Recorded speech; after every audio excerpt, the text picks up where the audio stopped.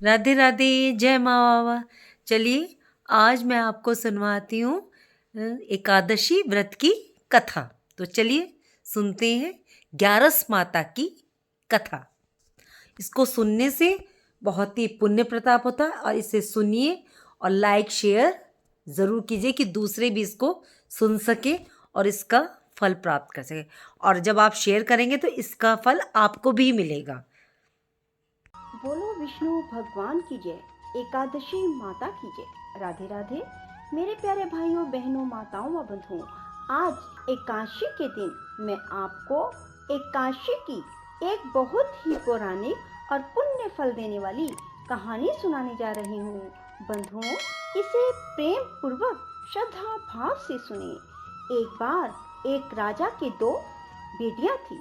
छोटी बेटी एकादशी का व्रत किया करती थी। हर कोई छोटी बेटी की प्रशंसा किया करता था और बड़ी बहन छोटी बहन से ईर्ष्या करती थी। एक बार पड़ोसी राजा का बेटा बड़ी बेटी को देखने आया, लेकिन उसे बड़ी बेटी की जगह छोटी बेटी पसंद आ गई। राजा की छोटी बेटी अब बड़ी बहन छोटी बहन से और भी चिढ़ने लगती है। वह छोटी बहन को मारने के नए नए तरीके अपनाती रहती है।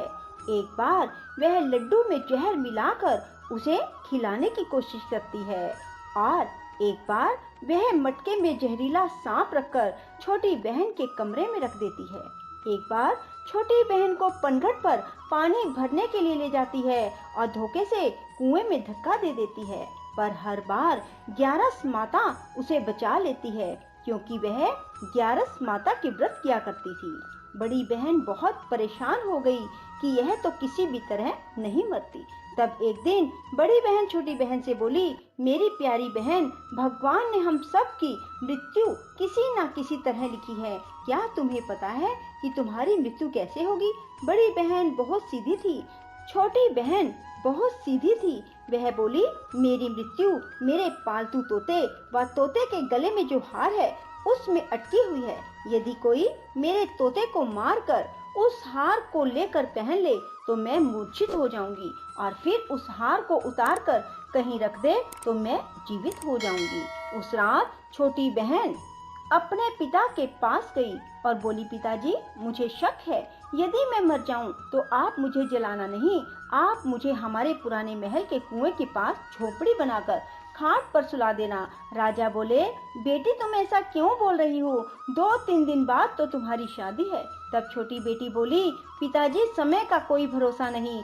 इस तरह शादी वाला दिन भी आ गया। शादी वाले दिन बड़ी बहन छोटी बहन के पालतू तोते को ढूंढती है, पर वह उसे कहीं नहीं मिलता।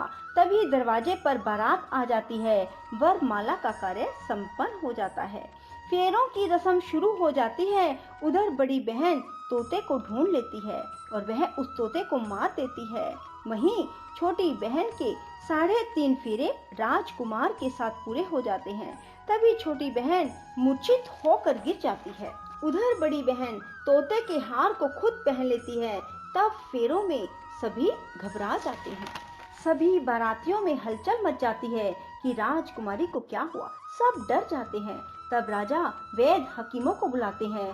छोटी राजकुमारी को महल में ले जाकर लिटा दिया जाता है। वैद्य और हकीम राजा से कहते हैं, राजकुमारी ना मरी है ना जीवित है, हमने ऐसा पहली बार देखा है। तब राजा उनसे कहते हैं, बाहर जाकर बोलना कि राजकुमारी बेहोश है, अभी थोड़ी देर में ठीक हो जाएगी।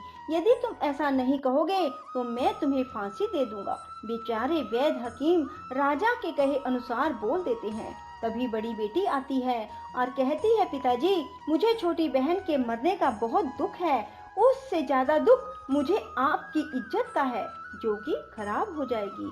आप ऐसा करो कि मेरी शादी राजकुमार के साथ कर दो, तब सब ठीक हो जाएगा, आपकी इज्जत भी रह जाएगी। तब राजा को यही ठीक लगा और राजा ने छोटी बेटी के कपड़े पहनाकर बड़ी राजकुमारी को फेरों में बिठा दिया। पर राजकुमार ने मना कर दिया, कहा कि यह मेरी पत्नी नहीं है। मेरी पत्नी जब बोलती है तो उसके मुंह से फूल झड़ते हैं। लेकिन सबने समझा बुझा कर उससे 3.5 फेरे लगवा दिए। बड़ी राजकुमारी ससुराल आई तो राजकुमार ना तो उससे बात करते थे, ना उसके हाथ से पानी पीते थे, ना ही उसके हाथ का बनाया हुआ खाना खाते थे। राजकुमार ने मन ही मन सोचा, मैं पता लगा कर रहूंगा कि मेरी पत्नी के साथ क्या हुआ। एक दिन राजकुमार दुखी मन से घोड़े पर बैठकर जा रहे थे कि घोड़ा वहीं जाकर रुका जहां राजकुमारी की अधमरी लाश को रखा गया था।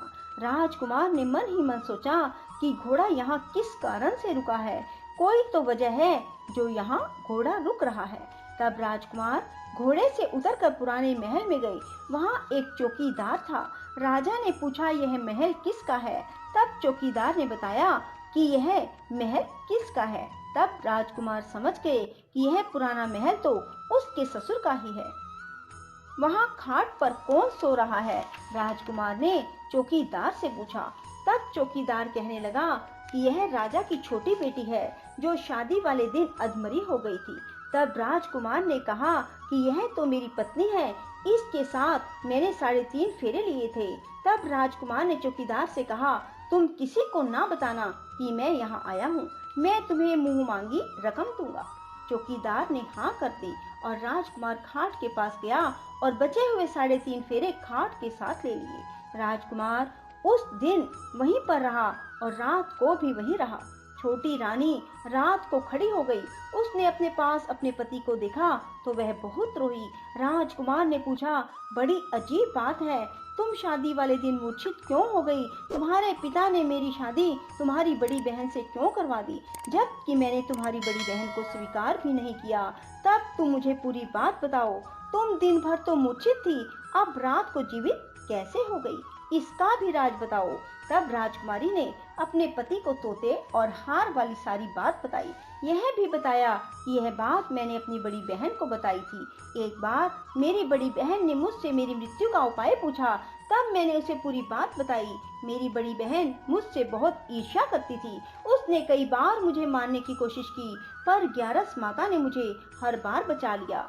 यह सब मेरी बड़ी बहन ने किया है। तोते के गले में जो हार था वह मेरी बड़ी बहन दिन में पहन लेती है और रात को उतार देती है, इसीलिए मैं दिन में मूर्छित रहती हूँ और रात को जीवित हो जाती हूँ। यदि वो हार मुझे वापस मिल जाए तो मैं हमेशा के लिए जीवित हो जाऊंगी। कोई बहन भी ऐसा कर सकती है? अब राजकुमार छोटी राजकुमारी के साथ वहीं दिन बिताने लगे। बड़ी रानी ने दासियों को भेजकर पता लगाना चाहा कि आजकल राजकुमार दिन रात कहाँ रहते हैं, पर उसे कोई खबर ना लगी। उधर छोटी रानी गर्भ से हो गई। एक दिन छोटी रानी ने राजकुमार से कहा, मुझे चाहे बेटा हो या बेटी, रात में ही हो, दिन में तो मैं मूर्छित रहती हूँ। पर एक दिन राजकुमार को किसी काम से बाहर जाना पड़ा और तभी राजकुमारी प्रसव से हो गई। तब उसने ग्यारस माता को याद किया। तब ग्यारस माता स्वयं आकर उसका प्रसव करवाती है। उसके सुंदर पुत्र पैदा होता है। तभी वहाँ राजकुमार आ जाते हैं। उसने भी ग्यारस माता के दर्शन किए। ग्यारस माता बोली, ये मेरी परम भगत है, और बोली, जब तुम्हारा बेटा 5 वर्ष का हो जाए तब तुम इसे अपनी पत्नी का हार लाकर पहना देना। देखते ही देखते कुंवर 5 वर्ष का हो गया। बेटा युवराज 5 वर्ष का हो गया। तब राजकुमार अपने बच्चे से कहते हैं कि बेटा युवराज, तुम यहीं रहना, माँ की खाट के पास, मैं शहर से काम निपटा कर आता हूँ। तब बड़ी रानी के दास दासी राजा को वहाँ से आते हुए देख लेते हैं और बच्चे को उठवा लेते हैं। बच्चे के 2 टुकड़े कर दिए जाते हैं, एक टुकड़ा चक्की के नीचे और एक अपने पलंग के नीचे रख लेती है।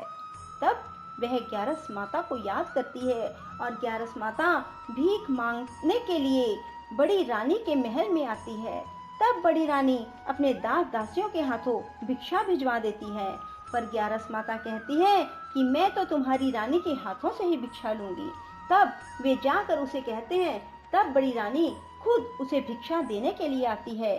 तब ग्यारस माता बिल्ली का रूप बनाकर अंदर जाती है और उसके बच्चे के जो 2 टुकड़े होते हैं उन्हें इकट्ठा जोड़ देती है और उसमें प्राण फूंक देती है और उसे लेकर चली जाती है।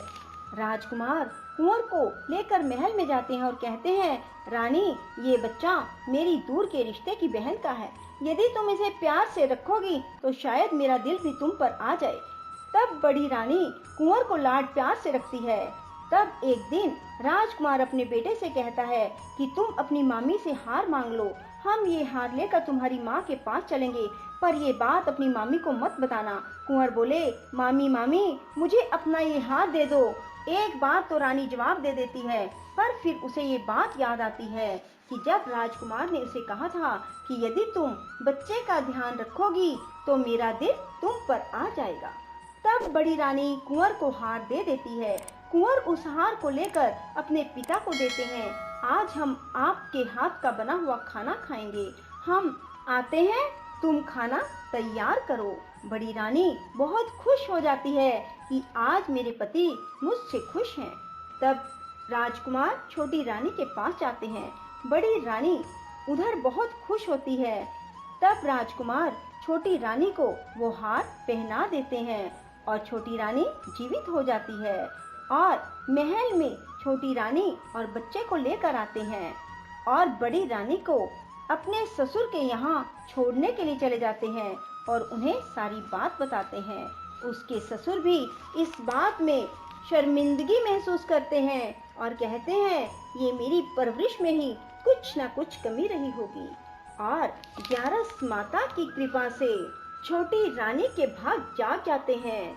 हे ग्यारस माता, जैसे आप छोटी बेटी पर प्रसन्न हुई वैसे सब पर होना। कहते सुनते हुंकारा भरते सब पर अपनी कृपा बरसाए रखना। बोलो ग्यारस माता की जय। राधे राधे, जय श्री कृष्णा। बंधुओं, यदि आपको हमारी वीडियो पसंद आए तो इसे लाइक करें और शेयर भी जरूर करें। साथ ही हमारे चैनल को सब्सक्राइब करना ना भूलें। राधे राधे, जय माँ बाबा।